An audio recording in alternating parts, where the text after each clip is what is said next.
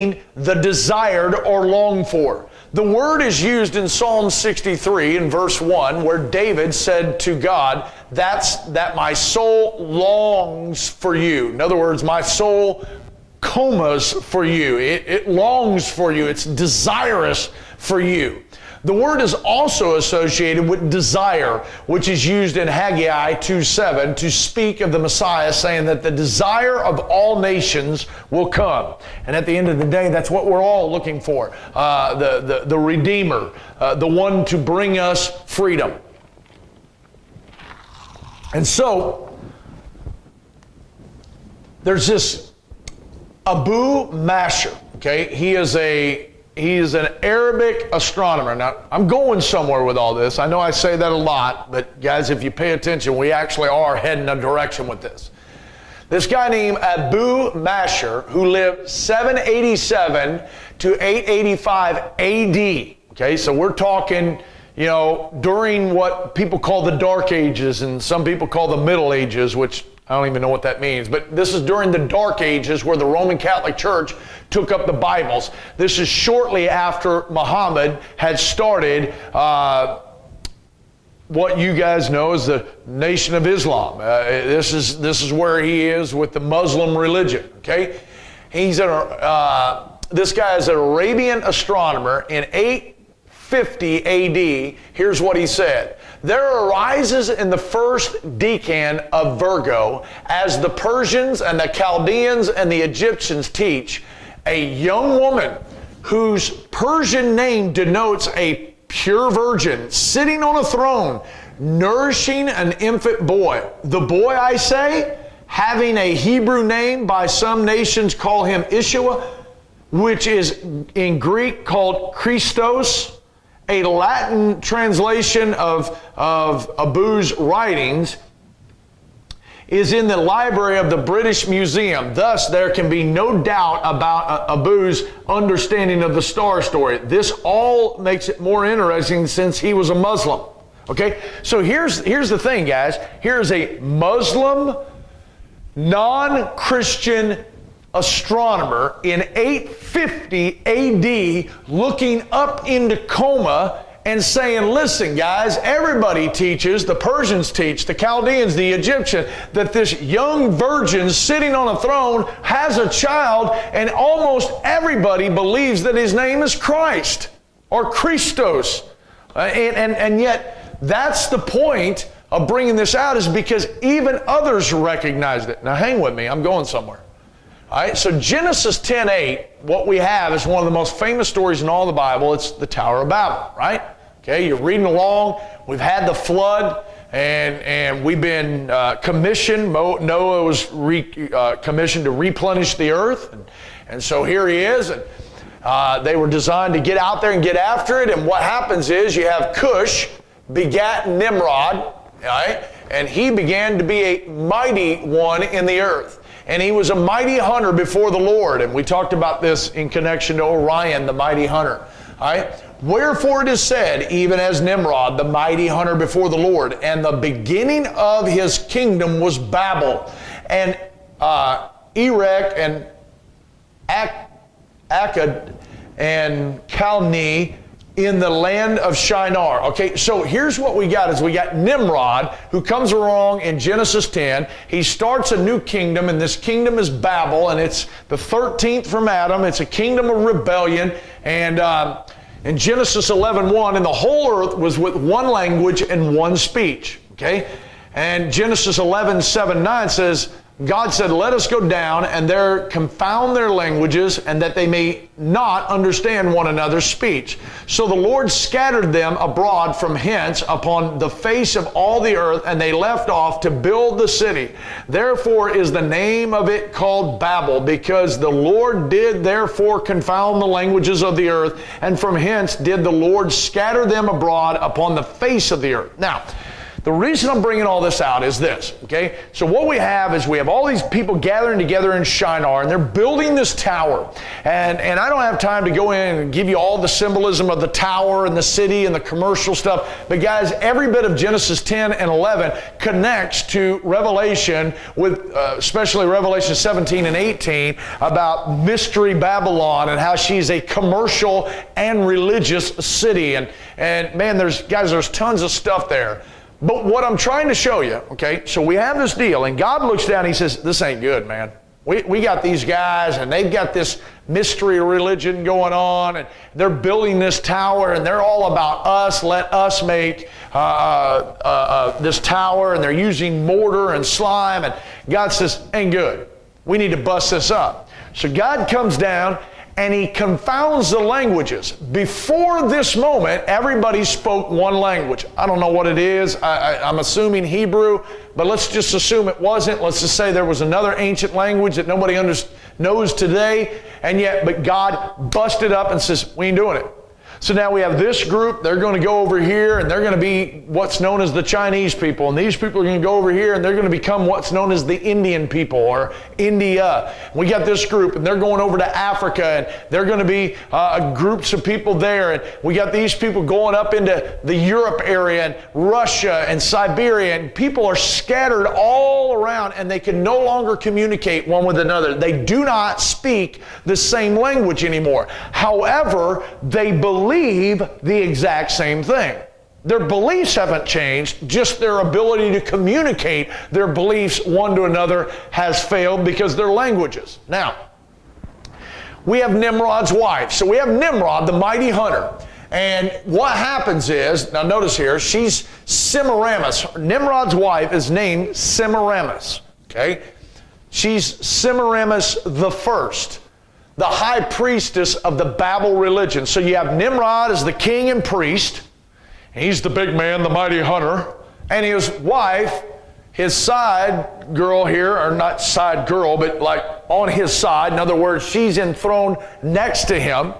And so what happens is, we've got these two reigning as king and queen. So what happens is, Nimrod died. The people of Babylon greatly mourned his death. Legend says that his body was cut into pieces, burnt, and sent into various areas, okay? And so Ralph Edwards Woodward, Babylon Mystery Religion, is the book that comes out of. Nimrod's death, Semiramis claims that he's now the sun god. So Nimrod's dead. The Tower of Babel religion's here, and you got Semiramis sitting on the throne, and she says, yeah, Nimrod, he died, but he's now the sun god. And so here's what she says. And now she says that she conceived by a sunbeam, having not known a man. In other words, she said, hey guys, I'm now pregnant, and the baby is now Nimrod's. He impregnated me through his sunbeam. I am now going to give birth to a miraculous seed. I, as woman, am going to bring forth seed. Guys, Genesis 3:15 being twisted and perverted by Satan here. And she says, I've miraculously conceived. Okay? Now, we all know that the Bible speaks of the only miraculous conception as being that of the Holy Ghost giving seed to Mary, the virgin, who's to bring forth Jesus Christ, her son. All right? But here's what goes on. So she says, hey, I've got this kid that's going to be born, and she's going to give birth to a son whose name's Tammuz, and he's born on December 25th. Just throwing that out there. Who supposedly is Nimrod come back to life. Imagine that. The son that's born by a miraculous birth is actually going to be the father again, reborn. Oh, I think I've heard that story, how that Jesus Christ, the Son of God, is the Father born to this planet by miraculous birth. Okay, now hang with me. So, Nimrod's wife in this system not only was the son worship, but so was the mother. And so what we have in this Tower of Babel mystery religion, we simply have Holy Mother, Holy Child, right? So we're going to worship Mom, we're going to worship Son, okay? Because the Son is Nimrod incarnated. just like Jesus is God incarnated. Now hang with me.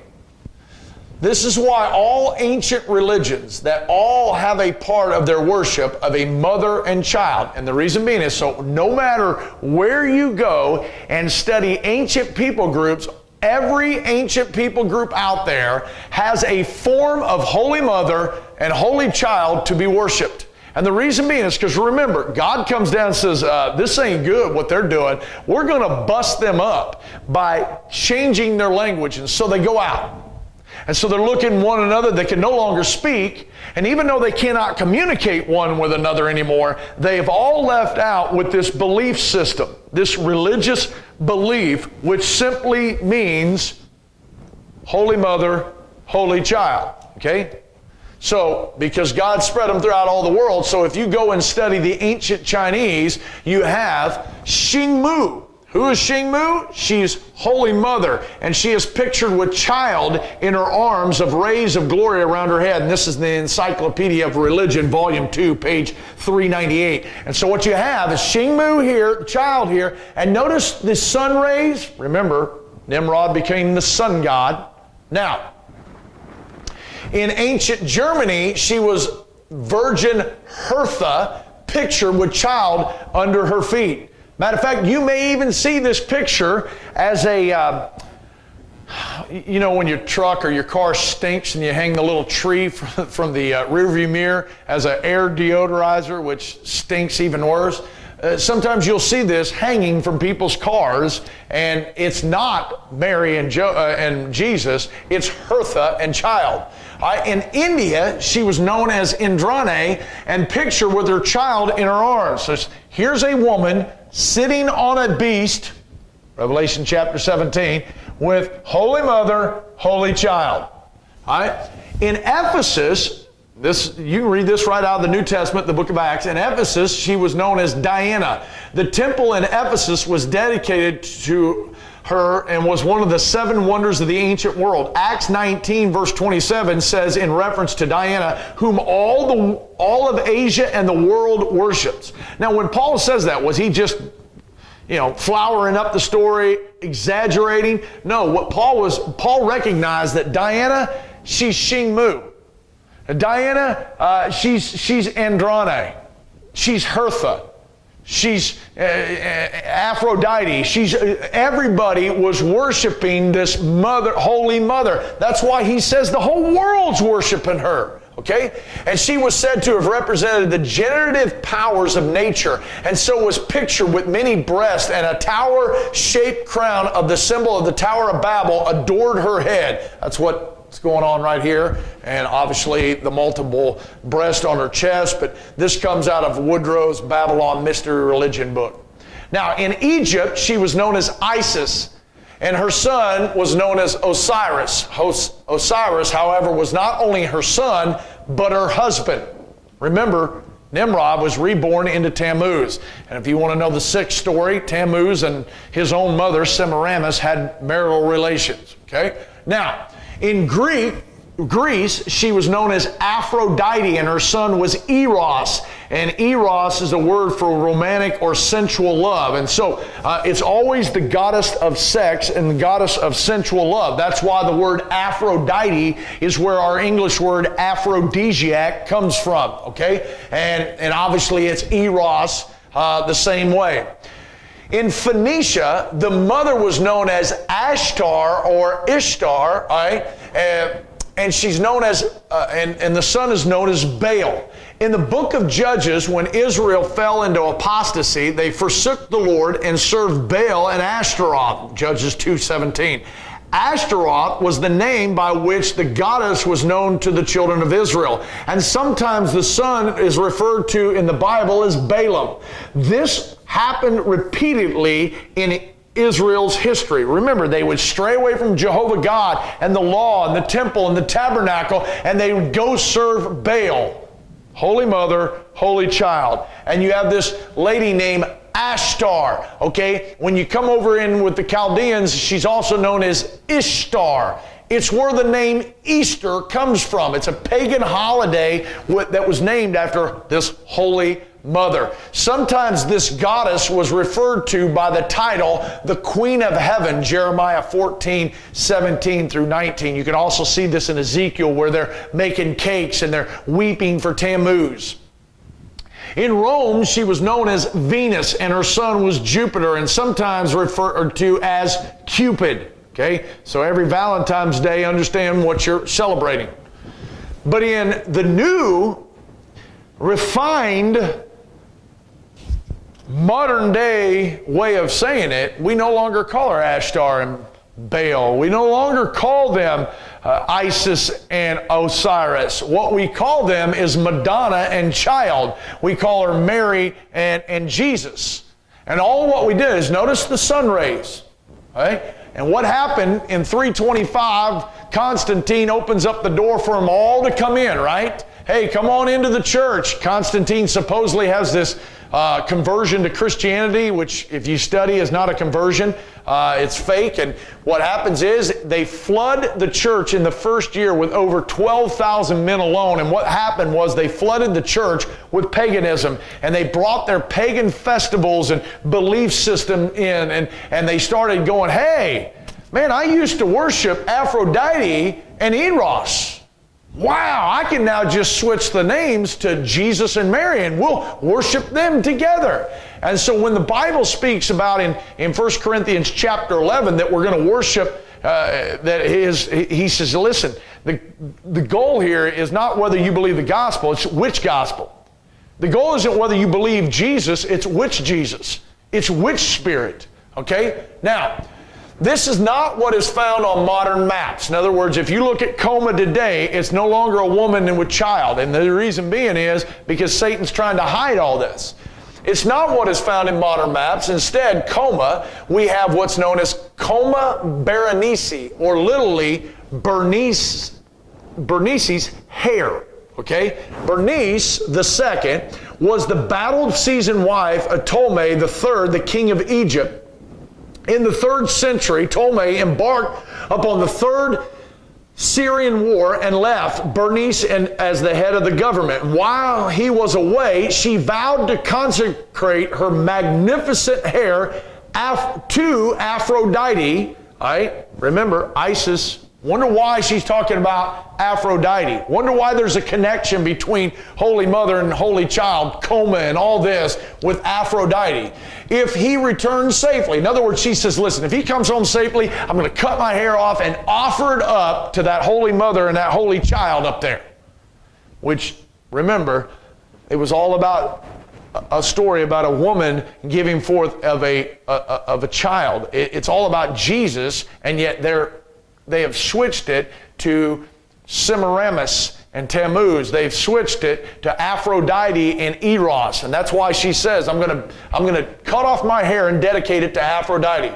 Ptolemy III campaigned into Babylon for 5 years until 241 BC and did return safely. His wife's hair was duly hung in the temple of Aphrodite. And so she cuts the hair off and does it. However, shortly after the hair was stolen, Conan, the court astronomer in Alexandria, 283 to 222 BC, comforted Bernice by indicating that Jupiter had taken it. So here's Jupiter. He takes the hair and made it in the constellation of Coma Berenice. It may be that the depiction was deliberate. In this case, Conan knew very well that the constellation's name was Coma, desired, which was very similar to the Greek word come or coma, or Latin coma, boat, which means hair. One may be excused for thinking that Conan was, at the very least, covering for the theft. Callimachus, who was the historian of the Alexandrian Library at the time, made sure that the event was recorded that way on their star maps, so that it is through these actions that we have the corrupted name today, and we have Coma Berenices. It's no longer a woman sitting there. It's Satan's way of hiding his little mystery religion. All right? So that's basically it. I looked up, I'm basically out of time, but we're at the end of this. we're basically done with the 8 weeks. By no means, in any way, shape, or form, have we exhausted this study. Hopefully, this has whet your appetite. I do believe that we have, without a doubt, proven that this star story, the zodiac, is about Christ, and it has been perverted into being something else. And hopefully, if I've done anything in these 8 weeks, I've given you a desire to want to go further to studying the stars. At very minimal, Psalms 8:8. Remember, we said, man, when I look up at the heavens, when I consider the heavens, the stars, the moon, and I look at all that and I think, what is man that God is mindful of him? And guys, so hopefully you look up into the sky totally different than you did 8 weeks ago. I hope you have. Now, if you have any questions or you want to go further with this, man, email me and we'll take it from there. But hopefully you'll get in all your assignments. We'll get those grades together and we'll go for there. So if nothing else, God bless you. We'll see you on the next class, whatever that may be.